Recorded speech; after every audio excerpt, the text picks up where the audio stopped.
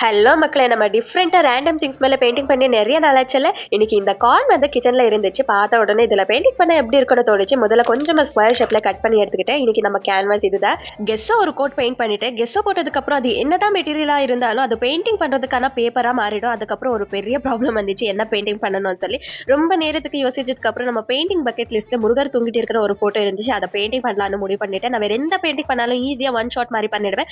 கிருஷ்ணர், ராதா, காளிமா வேற எந்த பெயிண்டிங்கா இருந்தாலும் ஜஸ்ட் ஒன்ஸ் பார்த்தோமா, பண்ணோமா அவ்வளோதான். பட் முருகர் பெயிண்டிங் மட்டும் அவர் என்ன சோதிக்காம அவ்வளோ ஈஸியா அந்த பெயிண்டிங் கம்ப்ளீட் பண்ணவே விட மாட்டாங்க. இதுவரைக்கும் ஒரு 4 to 5 முருகர் பெயிண்டிங்ஸ் பண்ணியிருப்பேன். அவ்வளோ வாட்டி எனக்கு ஒரு டெஸ்ட் கண்டிப்பா இருக்கும். முருகர் சாக் பீஸ் ஆட் பண்ணியிருந்தோம். ஒரு 3 டைம்ஸ் வாஷிங் மிஷின்ல இருந்து வாட்டர் லீக் ஆயிருக்கும். அது எப்படி ஆச்சுன்னு தெரியல. சோப் மேல ஒரு பெயிண்டிங் பண்ணியிருந்தோம். ஃபேஸ் மட்டும் ஒரு 3 டைம்ஸ் பண்ணியிருப்பேன். இப்படியே இன்னைக்கு கூட ஸ்மால் பிரஷ் கிடைக்கவே இல்லை. ஹாஃப் அன் அவர் வீடு ஃபுல்லா தேடினாலும் கிடைக்கல. அது எங்க போச்சுன்னே தெரியல. பட் எப்படியோ சக்சஸ்ஃபுல்லா முடிச்சிருக்கேன். நம்ம கியூட்டான முருகர் பெயிண்டிங் ரெடி. எப்படி இருக்கு கமெண்ட் பண்ணுங்க. மறக்காம சப்ஸ்கிரைப் பண்ணிக்கோங்க. பாய்.